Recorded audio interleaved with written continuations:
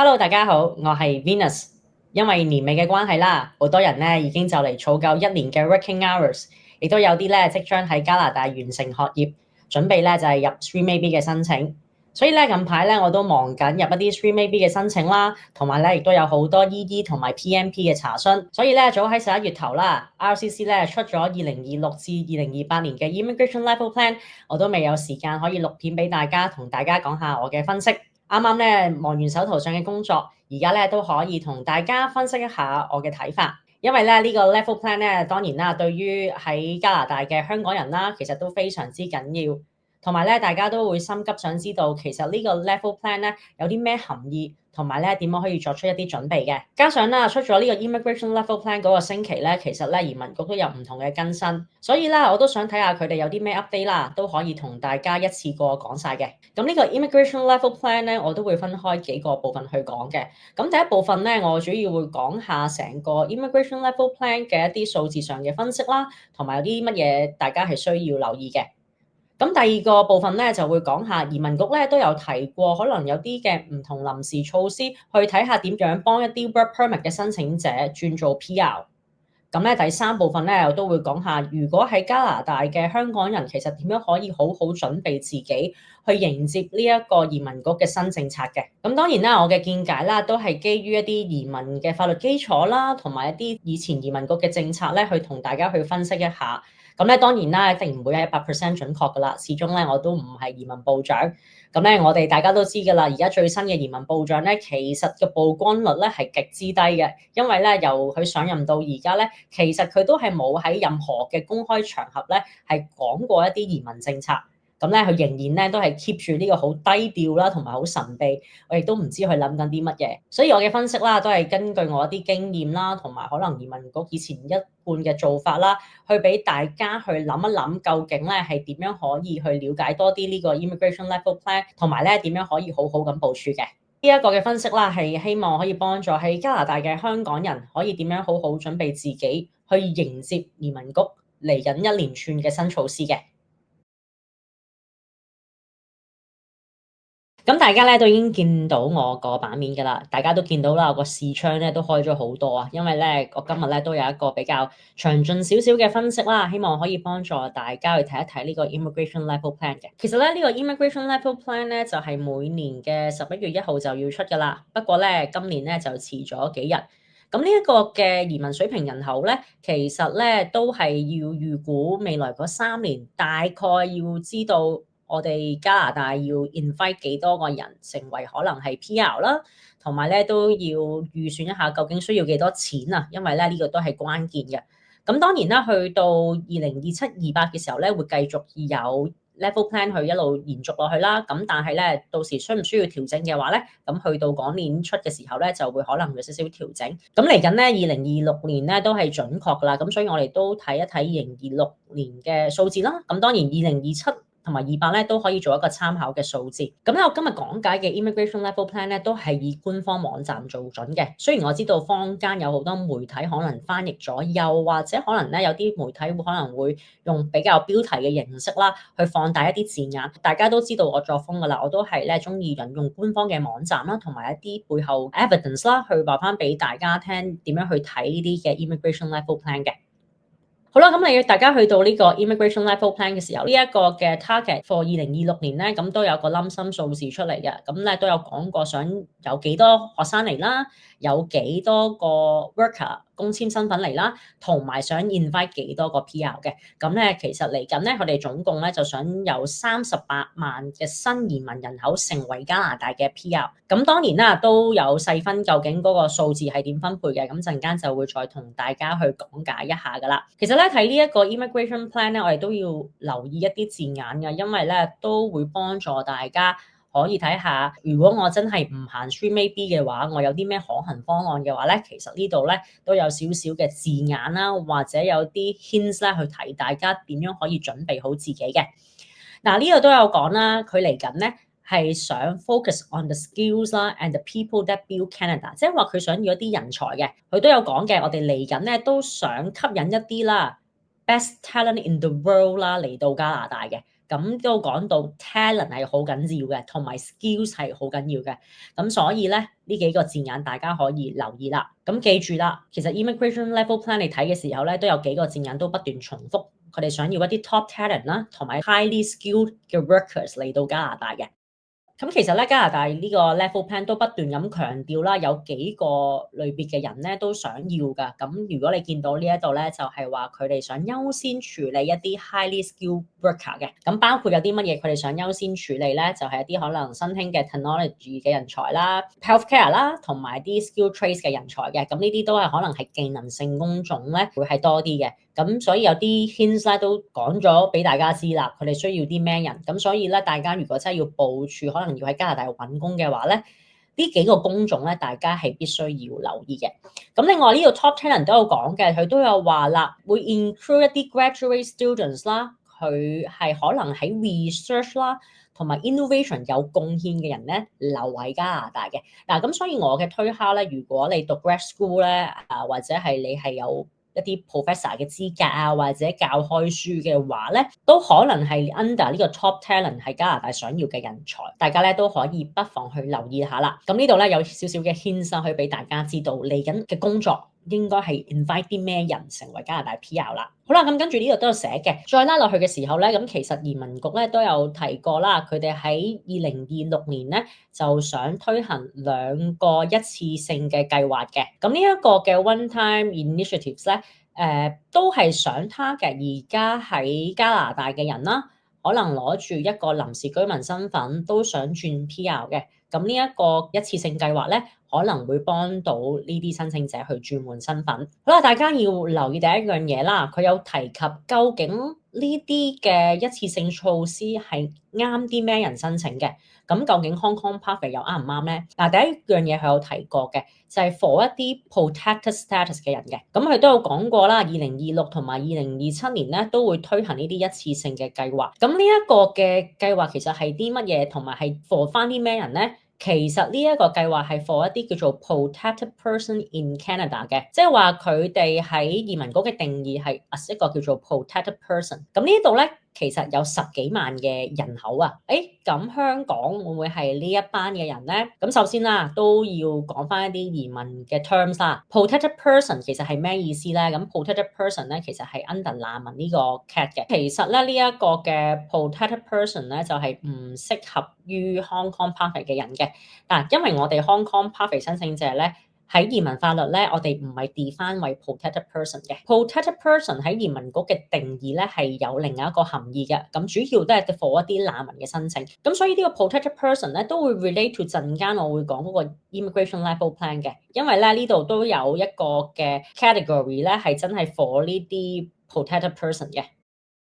喺移民局嘅法律定義啦，我哋 protected person 咧主要係可能一啲受到人身威脅啦，完全係返唔到自己國家嘅人啦，都係講緊主要係難民係比較多嘅。咁嗱，講緊 Hong Kong Pathway 其實定義上就唔係 protected person 啦，咁亦都好老實講，其實我哋香港嘅人其實移民局有晒出入境記錄，咁大家都有個 record 見到就係好多香港 Pathway 嘅申請者其實都可以自由進出香港。咁係啦，我都想同大家都定義一下啦。其實 protected person 咧都有講，其實係 under refugees 呢一樣嘢嘅。咁呢個咧都係想俾翻大家少少嘅資訊啦，就係點樣 define 為 protected person 啦。如果你係可以自由出入香港嘅，你就唔係 define 為 protected person 噶啦。咁所以咧就除非真係有啲特別嘅情況啦，你真係要申請一啲政治嘅庇護啦，咁你先可以納入呢個叫做 protected person 或者難民嘅 category 嘅。immigration law 啦，其實都有講到嘅。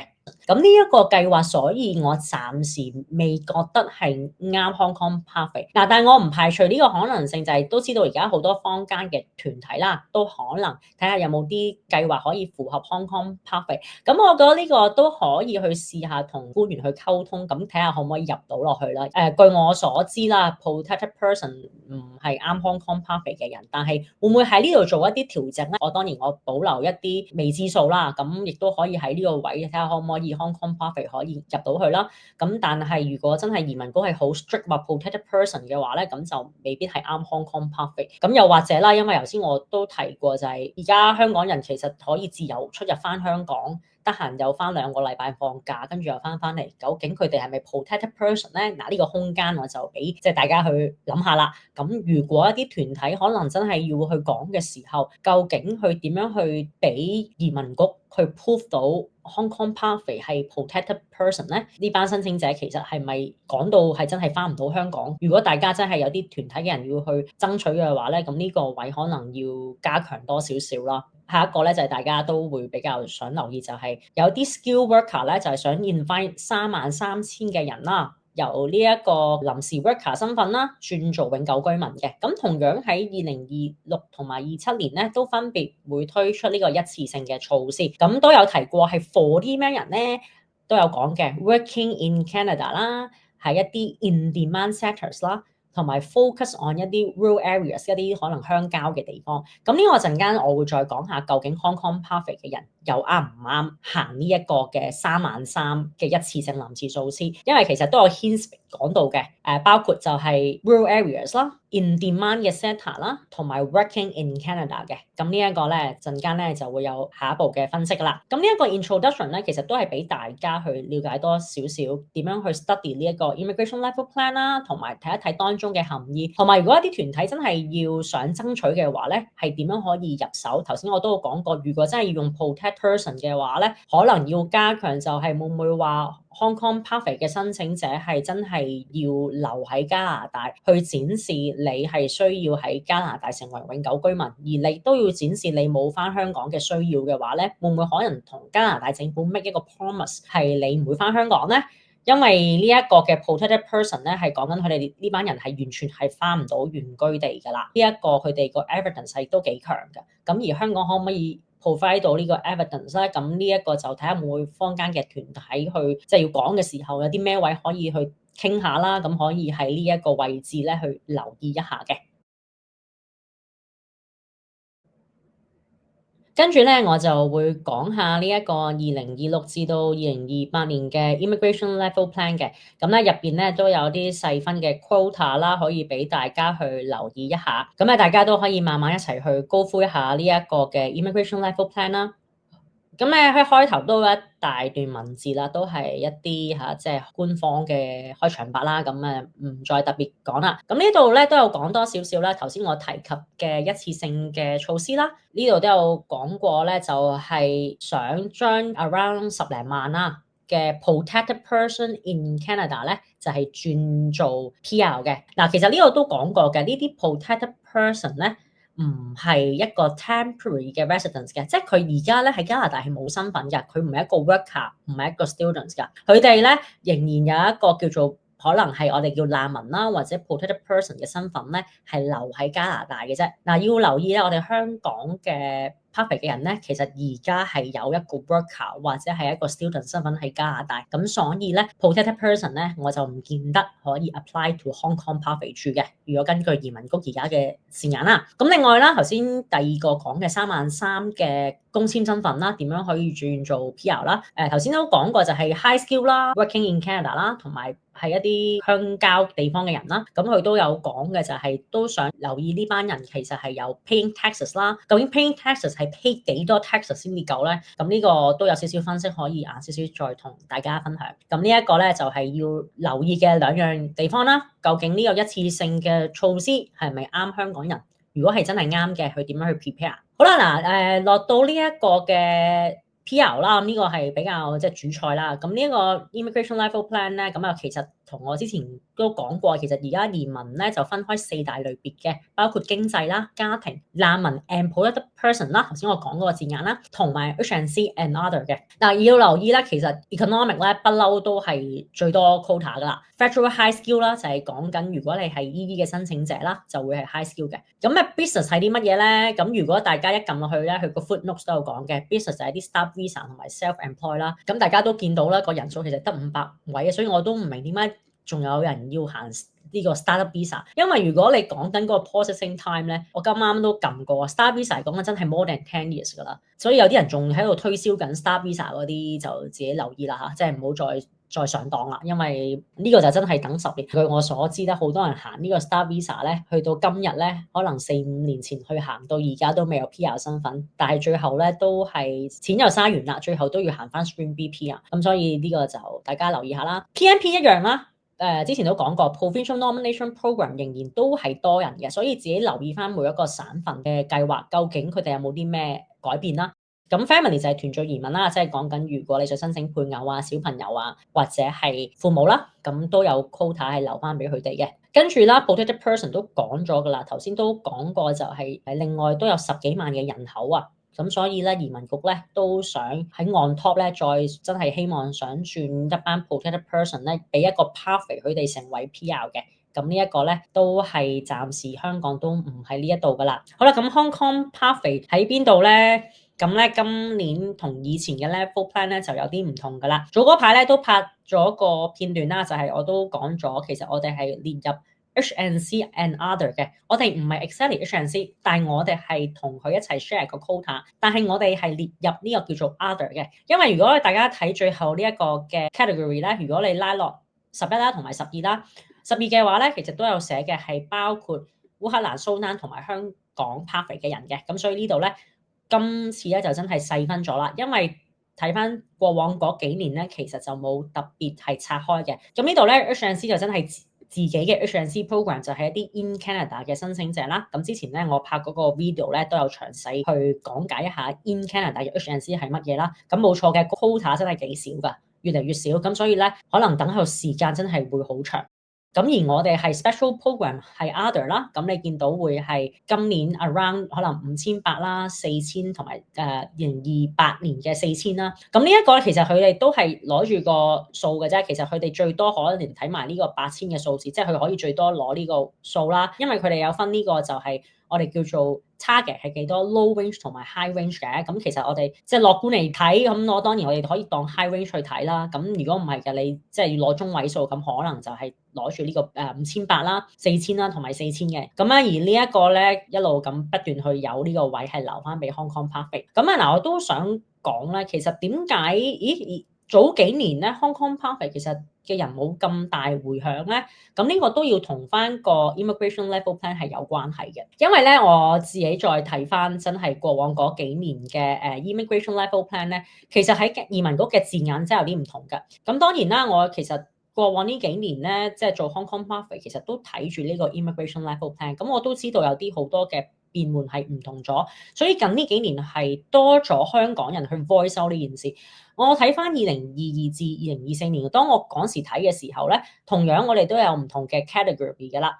但係咧，如果你睇翻 HNC and other 嘅時候咧，其實數字都係一樣，可能以前多啲啦嚇，咁可能多 around 2-3千個啦。咁但係當你 kick 入咧 footnote 第9嘅時候咧，其實佢哋係冇提過 Hong Kong pathway 嘅，嗰時都係講緊係阿富汗嘅啫。咁咧嗰時咧就係講緊2022至到2024年嘅水平啦。咁所以大家都認為呢都唔係好關香港人士嘅呢個 level plan，咁就唔使特別去緊張啦。我自己嗰時睇都係覺得，Hong Kong pathway 其實都唔係一個 special program，咁都冇講過話係 cap 入呢啲嘅 quota 嘅，咁都幾樂觀嘅。咁啊，再睇埋2023年嘅時候咧，當一樣嘅啫，我哋又 kick 入去 other 呢一個位置啦，都係一樣，都係淨係講去阿富汗，都係最多會有啲 public policy 亦都冇標明係啲咩 program。咁呢一個 level plan 咧，去到2025咧，其實都係跌緊㗎啦，係有8000嘅。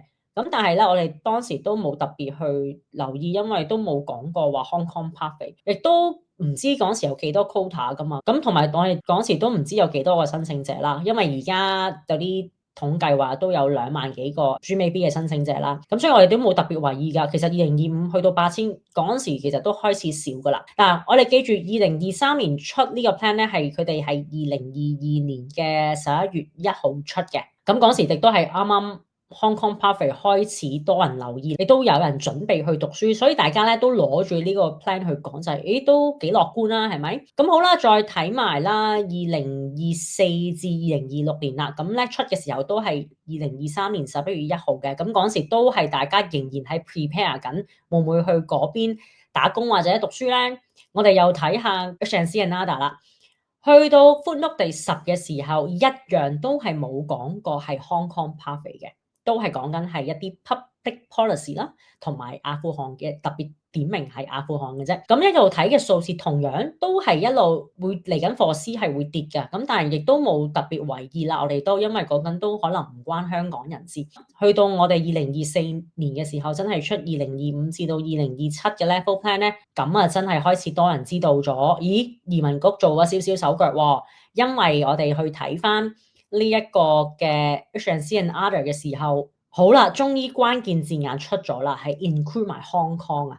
今次真係指名道姓啦，烏克蘭、蘇丹同香港人都係會喺呢一度出現，大家就會喺呢個 quota 度大家去爭啦。咁上年出嘅時候冇分啦，咁所以咧大家都好緊張。喂，你得嗰16,900啊4,300同3班人爭，係突然之間係好緊張。所以咧去到呢段時間咧，就真係啲人開始緊張啦，因為咧當2024年咧，竟然有 Hong Kong Pathway 啊、蘇丹同埋烏克蘭大家一齊爭嘅時候咧，開始擔心究竟個 quota 夠唔夠，亦都喺呢一年開始咧個申請進度咧係明顯係慢咗好多嘅，因為講緊即係最原先我係幫一啲可能2022年嘅 PR 申請者轉身份咧都係半年有㗎啦，咁去到2023年嗰一班咧，尤其是年尾入紙嗰啲咧，都平均18個月左右㗎啦。去到而家啱啱都有啲 news 係講緊係2023年嘅11月申請者啦，都收到 PR 嘅 confirmation 啦，咁都已經講緊係足足24個月2年嘅時間㗎啦。咁所以咧，去到呢段時間咧，就係比較越嚟越多人去緊張呢一個 level plan 啦，就係覺得個 quota 唔夠。其實個 quota 不嬲都有講到明係有幾多嘅，即係佢唔係大量數字啦，咁都有預計緊係會嚟緊會跌㗎啦。咁但係真係去到呢一度嘅時候，大家開始真係指名道姓係 Hong Kong Pathway 嘅人咧，都喺呢一度嘅話咧，開始大家好緊張，因為咧呢個 program 總共有3班人去爭啦。當然啦，去到今日最新2026至到2028年嘅時候咧，就拆翻開啲數字俾大家睇，真係話翻俾你聽，而家係有幾多人去 share 呢個 quota 啦，亦都係會再強調多次，已經係 for 翻係淨係指名道姓烏克蘭、蘇丹同埋香港人嘅啦，即係大家去計啦，因為其實 quota 係不嬲會一路有喺度嘅。咁而家講緊2萬幾份申請，咁亦都講緊就係烏克蘭同蘇丹咧，其實都冇乜特別嘅人可以再去申請噶啦。Hong Kong Pathway 明年都 close 噶啦，因為本身 Hong Kong Pathway 係冇 cap 噶，咁所以總之係2026年8月3號之前你繼續申請佢都仍然接受嘅，咁所以大家都知道個數字而家有 around 2萬幾個申請啦，究竟係咪再多啲？我亦都冇一個實質嘅數字，我睇下坊間有冇人統計啦。樂觀啲講啦，因為烏克蘭或者蘇丹嘅人咧，未必行一啲呢一個 other 嘅 pathway 㗎，有啲人可能係真係去咗頭先我講嘅 protected person 或者係 refugees 㗎，因為佢哋真係一啲打仗國家咧，咁翻到去自己國家真係有人身嘅安全威脅㗎，咁所以佢哋咧亦都可能有一個 choice 啦，唔一定要行 other 呢個 pathway 嘅，佢哋亦都可以有資格去申請 refugees 嘅，或者係 protected person，因為啱啱開始咧都有講過啦，Hong Kong Pathway 嘅人咧，你要入自己做難民，其實就冇乜可能住嘅。咁除非你可能真係一啲翻到香港會即時俾人拉咧，香港 Pathway 嘅人係咪可以轉做 protected person 或者 refugees 啦？就睇你自身情況啦。咁亦都係頭先都講過，加拿大移民局都有所有嘅出入境記錄，咁佢知道究竟你係咪真係可以用難民嘅身份留喺加拿大。咁但係你問我，咁我都覺得烏克蘭或者蘇丹咧，大部分嘅人咧都可以列入一啲 refugee 嘅 cat 㗎啦，所以呢個都可以俾大家知道啦。我哋嗰個 level plan 咧，而家其實都拆咗呢幾個嘅數字啦，咁大家可以再慢慢去估計，又或者會唔會真係坊間嘅團體可以爭取多少少數字咧？可能呢一度再加多啲名額，或者可能用最多去計算啦，8,000、6,000、6,000，可能都會係 positive 少少啦。當然 quota 越多，留翻俾 Hong Kong Pathway 嘅人，大家就會開心好多啦。啱啱分析完個 immigration level plan 咧，咁亦都講下頭先嗰個一次性嘅33,000嘅 worker 究竟係咪 apply to Hong Kong Pathway 啦？咁咧就再引用翻頭先移民局出過嘅少少資料啦，去推敲究竟點樣可以 prepare 好自己係唔係可以申請33,000咧？首先第一樣嘢，33,000唔係講緊 Hong Kong Pathway 嘅人啦，工簽咧其實真係都幾多人嘅。大家唔好唔記得就係有一班嘅 student 要轉 PGWP，其實佢哋都好大量數㗎，其實已經多過33,000，但係佢淨係 focus 一啲真係 skilled temporary workers 啦。OK，同埋係 in-demand sectors。嗱，呢個嘅鄉郊 area 咧，可能會預留更多人俾佢哋嘅。咁係咪唔係鄉郊就唔代表冇乜可能咧？亦都唔排除呢個可能性啦。都有啲可能係講緊想話翻俾你，只要你係 in-demand sectors 嘅人咧，都可以去申請嘅。嗱，大家去睇 in-demand sector 嘅時候咧，佢就好簡單嘅啫，自己上翻自己個省份咧，其實你就會知道究竟自己嘅工作係咪 in-demand 嘅 sectors 噶啦。咁另外咧就係講緊就係究竟咩叫即係對加拿大有貢獻咧？咁當然就係你有合法工作啦，有交緊稅啦，同埋你嘅工係咪一個 skill 工種啦？嗱，如果大家想知道自己而家翻緊嘅工作係咪一個 skilled worker 咧，就可以睇翻移民局嘅網站，可以用 Express Entry 去做準啦。咁如果你係一啲工種係 Tier 012嘅話咧，都大機會係 skill worker 噶啦。咁如果你 out of 唔係 Tier 012嘅話咧，就可能工種未必係符合。咁如果你係 in-demand sector 都有機會嘅，可能啲 Tier 4、5嘅工種都有機會嘅。咁所以呢一個咧就係大家留意揾工作嘅時候係關鍵嘅。嗱，亦都俾大家知道，如果你係諗住真係睇緊其他嘅 alternatives 嘅話咧，我只可以話你而家喺加拿大係必須要有工作，你已經要儲緊工作經驗。如果你要 prepare 好自己，睇下係咪行呢一個 skill worker 嘅話咧，第一你而家應該係 worker 噶啦，你唔會再係一個 student 先啦，同埋你應該係有工作，而嘅工作都係一啲 skill work 同埋係 in demand 嘅 sector。嗱，咁都講下啦，點樣去定義農村係咩地方咧？呢個都有提過啦。咁其實加拿大咧都有個叫做農村，我哋叫做或者鄉郊嘅 area 嘅人申請嘅 immigration program。咁如果頭先講嘅 rural area 咧，大家可以用呢個做參考啦。嗱，呢啲就係香港人唔會揀嘅地方噶啦。咁所以咧，我自己覺得，如果你哋喺呢啲地方有工作緊嘅話咧，機會係大嘅。嗱，但係唔代表而家係咪叫你即係搬去呢個地方啊？唔係咁樣建議啊，因為你已經 settle 好就唔好再搬，因為你永遠唔知嗰個計劃有啲咩變化。咁但係當然我只不過可以講啦，因為香港人其實我自己都試過 promote 呢個計劃，真係唔多香港人願意去啲地方去讀書或者打工啊。但係其實呢啲潛力先最高，即係我試過講呢啲 program，其實 feedback 唔大嘅。咁你都講啦，如果真係嗰個臨時措施係 for 呢啲嘅成交 area 嘅話咧，咁香港人就未必會 benefit 到。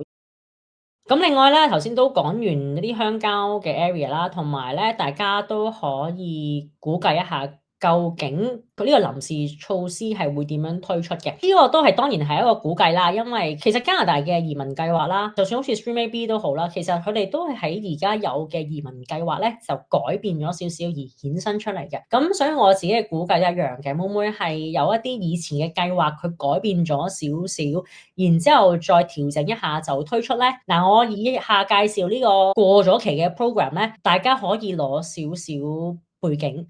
估計一下，究竟移民局真係要推出呢啲一次性嘅措施嘅時候，會唔會同呢一樣嘢係差唔多嘅？咁呢一個嘅 program 啊，同大家講已經停咗噶啦。嗱，呢個 program 其實同 StreamAB 係有啲似嘅。嗱，呢個 program 已經停咗噶啦，2021年嘅11月5號已經 close 咗噶啦。呢一個嘅計劃叫做 TR 轉 PR 嘅 pathway， 中文叫做臨時居民轉永久居民申請嘅一個計劃。因為咧嗰時係 COVID 啊，所以係冇人嚟加拿大，咁所以咧佢推出呢個一次性嘅措施咧，係即刻係幫咗好多人受惠嘅。嗱，呢一個嘅 TR 轉 PR 嘅 pathway 其實係啲乜嘢嚟嘅咧？嗱，佢有幾樣嘢嘅，主要係 for 喺加拿大做過嘢嘅人啦，同埋喺加拿大讀過書人嘅。所以咧，我自己覺得 StreamAB 嘅背景咧，其實同呢一個 program 係接近相似。咁啊，當然唔係 exactly 一樣啦。咁但係咧，嗱，呢個做參考標準嘅咋，大家可以估計一下，如果佢真係要推出呢啲一次性嘅措施嘅話咧，你睇下佢會點樣出啦。嗱，嗰時出嘅話咧 ，target 呢幾樣嘢啦，包括係 worker 啦。係 healthcare 同埋一啲 worker 係 non-healthcare 嘅人都有做申請嘅。咁呢個 recent graduate 咧，大家如果真係有時間睇，其實同 StreamAB 好接近相似嘅啦。但係呢個33000計劃，其實我就幾肯定唔會係講緊讀完書可以算到身份㗎啦。我都係 target 一啲 worker 嘅身份嘅啫，就係講呢一度啦。咁唔使多講啦。healthcare 好明顯，如果你 healthcare 工種咧，你可能係一個加拿大想要嘅人才啦。咁如果你講緊我係 non-healthcare 嘅，咁可能又睇下個 program 係要啲咩工種啦。咁可能大家做參考嘅時候，呢啲 non-healthcare 嘅工係啲乜嘢啦？咁呢個都有寫到明嘅。咁其實呢個 program 有啲似呢個 Stream B 嘅。亦都有講嘅，有啲乜嘢合乎資格申請嘅咧？呢啲都係一紮嘅 tips 可以俾大家睇一睇，係唔係合乎你而家做嘅工種啦？咁咧呢一個網頁咧，大家可以做一個指標先啦，去估計一下究竟我嘅工種會唔會有機會成為嗰33000嘅人啦？咁呢一個都非常詳盡啦，我都會喺個YouTube description box 度咧俾翻呢個舊計劃俾大家參考。嗱，記住個 program 停咗冇㗎啦嚇。呢一個係我通常用呢個做指標，係因為 StreamAB 一出嘅時候，我已經覺得呢個 program 咧都幾似 StreamAB，咁亦都係改少少而衍生出嚟嘅。咁所以個一次性臨時措施會唔會跟翻 COVID 嘅時候呢一個計劃去改變咧？我冇一個水晶球，我唔知，但係咧希望呢一個嘅少少嘅牽涉可以俾大家可以參考一下，會唔會真係喺呢度衍生出嚟？當然亦都可能唔係啦，因為唔知移民局會點樣去做啦。但係我自己覺得移民嘅計劃咧，其實都係喺呢一度加減而出嚟嘅啫。咁大家咧可以再慢慢參考翻呢一個嘅 program 啦，或者再細閱一下啦。嗱，而呢一個33000 worker 轉 PR 嘅計劃都有提過，頭先我講過，除咗係一啲鄉郊 area 之外啦，亦都係講緊 paying taxes 嘅。咁好多人都話啦，個個都交緊稅啦，唔通個個都可以申請咩？嗱，究竟佢點樣去 define 自己 pay 嘅 tax，即係夠唔夠啦？因為呢個都有少少 tips 啦，亦都係咪真係攞呢個標準嘅話咧？我自己都係攞移民嘅計劃其中一個 program 嚟講嘅啫。咁我會用啦。如果我係家籍，我想申請父母嚟嘅時候，我都要俾移民局睇到我交緊幾多稅嘅。咁呢一個嘅 income tax 咧，即係大家可以做一個參考啊。記住啊，呢啲都係參考嘅，就係點樣去定義我交緊 tax 其實算唔算係 OK 咧？咁當然啦，呢一個就係如果你要想父母嚟加拿大，你 as 一個 sponsor 嘅話，你過往3年要交嘅稅項咧，其實呢一度都有寫嘅。咁當然啦，呢個就係 family for two 啦。如果你可能自己一個交緊稅嘅話咧，你自己留意下。咁我覺得你嘅年收入 income 咧，過往3年都可能會有即係3萬零蚊啦，係咪？至少都3萬幾啦，因為你當佢咁樣去遞減嘅形式，咁我覺得 one person 可能會少啲啦。呢一個都係指標啦，即係講緊 taxes 嘅嘢，即係睇佢移民局點樣 cut off 嘅啫。咁通常移民局要睇嗰啲 tax 嘅 requirement 咧，就係得暫時嚟講咧，就係即係如果你做一個 sponsor，你要想parents 嚟嘅話咧，就真係要睇稅單嘅，就呢個 program 係需要睇嘅。咁大家可以做呢一個做參考指標啦，咁呢條 link 咧都會俾翻大家做一個參考啦，亦都可以睇到究竟咩叫做 paying taxes 啦。另外咧，我自己咧都揾到少少資料，再俾大家去睇下呢個一次性嘅臨時措施。除咗頭先嗰幾個，可能大家要留意下，亦都要睇睇嘅就係 Express Entry 呢一個嘅系統啦。因為我之前都有同大家講過啦，如果大家自己覺得係 ready 嘅，都可以嘗試入 pool 先嘅。嗱，之前都有講過啦，就係呢個可以做個參考，就係睇翻咁多年移民局咧係 invite 咗幾多人去做 PR 同埋個分數係幾多。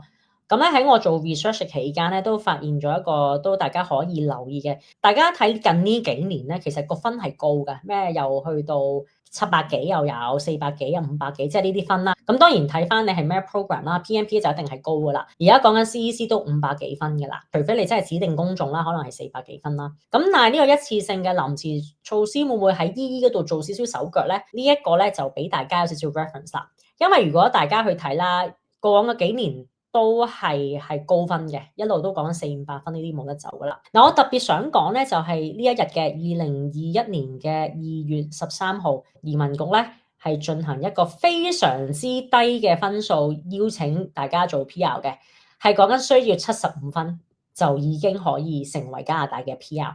嗱，呢個真係一次性嘅啫，嗰時同樣都係 COVID 嘅階段，佢係抽咗2萬幾人嘅，只需要75分已經得噶啦。我相信好多香港人咧都拎到75分㗎啦。咁當然啦，呢個就係一次性啦，因為之後冇再出現啦。咁我都想講啦，如果有啲可能係加拿大嘅香港人組織啦，睇緊我嘅 video 啦，都可以攞呢啲資訊去做少少嘅參考啦。會唔會真係有一次係 for Hong Kong Pathway 嘅人，可能有額外嘅特別 program 係用咩方法嘅話咧？咁嗱，曾經 CEC 都試過嘅，咁啊75分有2萬幾人，就算唔係 Hong Kong Pathway 都好啦，真係個33000嘅話咧，估計啦會唔會嚟緊嘅一次性 program 可能都會嚟個特別低嘅分數抽中你成為 PR 咧，咁啊一次過 invite 唔同嘅人咧，咁呢個都有可能㗎喎。咁我只可以話啦 ，prepare 好自己，嘗試入 pool，因為個 pool咧你1年有效期嘅。你覺得自己 OK 咪入咗先咯，係咪？咁冇嘢㗎，唔使俾錢㗎。之前都同大家講過嗰個入 pool 點樣去撳啦。咁你咪入住 pool 先咯。我只係覺得啦，有啲嘢真係 you never know 嘅，即係你入咗 pool先，冇咪繼續冇咯，喺度咪等 Stream AB 咯。有啊，真係個 bonus 啦，因為你永遠唔知移民局會唔會喺呢度真係抽中你。所以咧，我自己覺得喺加拿大嘅香港人，要 prepare 好自己，第一努力揾工係緊要嘅，一定要工作，呢個係肯定嘅。如果你冇工作就喺等咧，我就覺得 Stream AB 應該最適合你啦。但係如果你真係想 look for 其他 alternative 嘅話咧，努力揾工啦。第二要融入加拿大嘅社會啦。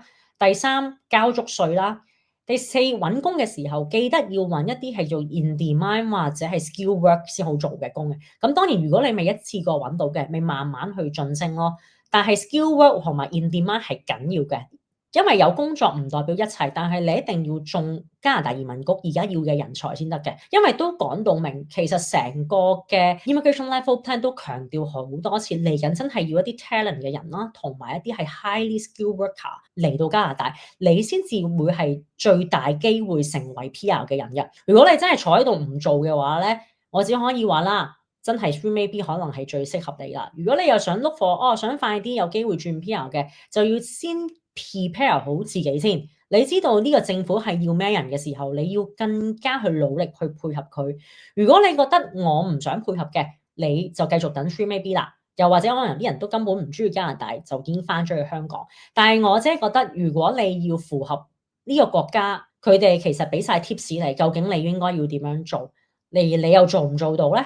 如果你發覺做唔到嘅，就繼續 Stream AB 慢慢等，可能4-5年到你有 quota 會派到俾你。你話唔係嘅，我都想快啲有身份嘅，咁你就一定要努力去 target 一下自己要揾嘅工作係啲乜嘢啦，同埋自己要 prepare 好自己，因為都講咗呢啲嘅計劃係想要啲咩人同埋 invite 咩人嘅，所以大家繼續可以留意呢兩個嘅項目啦。頭先我講 protected person 可能唔啱 Hong Kong Pathway，呢33000其實都唔係一定係俾晒香港人嘅，我都相信唔會咁着數係俾晒香港人，因為真係有一班真係攞住一啲 close work permit，仲要係 highly skilled worker 嘅人咧，其實喺加拿大都有好多嘅，佢哋都係等緊轉身份嘅啫，而佢哋真係交嘅 tax 咧，分分鐘係高過香港人好多。咁我自己覺得咩叫高咧？攞呢一個就做一個指標先啦，呢個即係叫最基本門檻啦。如果你都係低過個annual income，可能未必都揀中你住噶啦。咁啊，當然呢啲就真係我嘅估計啦。我只不過都係想將我嘅分析同埋一啲移民嘅計劃去俾